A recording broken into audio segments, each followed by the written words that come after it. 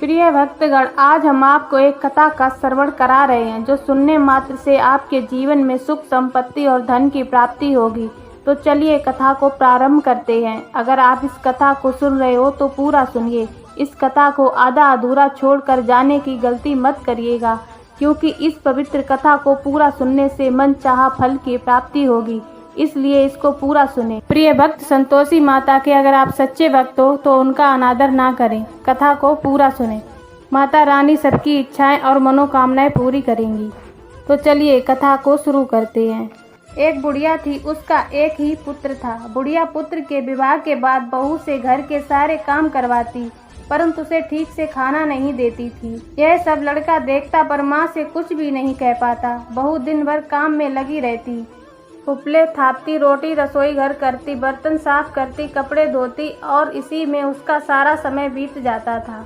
काफी सोच विचार कर एक दिन लड़का माँ से बोला, माँ मैं प्रदेश जा रहा हूँ। माँ को बेटे की बात पसंद आ गई तथा उसे जाने की आज्ञा दे दी। उसके बाद वह अपनी पत्नी के पास जाकर बोला, मैं प्रदेश जा रहा हूँ, अपनी कुछ निशानी दे दो।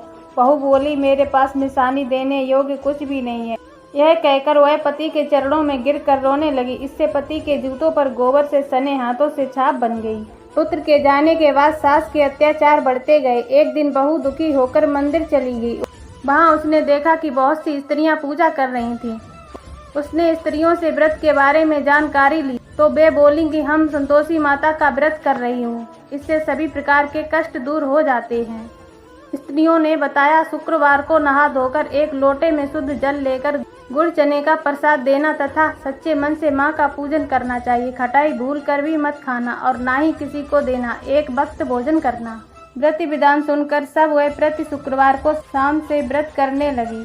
माता की कृपा से कुछ दिनों के बाद पति का पत्र आया। कुछ दिनों बाद पैसा भी आ गया। उसने प्रसन्न मन से फिर माता का व्रत किया। मंदिर में जाकर अन्य स्त्रियों से बोली, संतोषी माँ की कृपा से हमें पति का पत्र तथा रुपया आया है। अन्य सभी स्त्रियों भी श्रद्धा से व्रत करने लगी। बहू ने कहा, जब मेरा पति घर आ जाएगा तो मैं तुम्हारे व्रत का अध्यापन करूंगी। अब एक रात माता संतोषी उसके पति के सपने में आई और कहा, तुम अपने घर क्यों नहीं जाते हो? तो वह कहने लगा, सेठ का सारा सामान अभी बिका नहीं, रुपया भी नहीं आया है। उसने सेठ को सपने की सारी बात तथा घर जाने की इजाजत मांगी, पर सेठ ने इनकार कर दिया। माँ की कृपा से कई व्यापारी आए, सोना चांदी तथा अन्य सामान खरीद कर ले गए। कर्जदार भी रुपया लौटा गए। अब तो साहूकार ने उसे घर जाने की इजाजत दे दी। घर आकर पुत्र ने अपनी माँ व पत्नी को बहुत सारे रुपए दिए। पत्नी ने कहा, मुझे संतोषी माता का उद्यापन करना है। उसने सभी को न्योता दे दिया। उद्यापन की सारी तैयारी कर ली। एक स्त्री उसे सुखी देखकर ईर्ष्या करने लगी।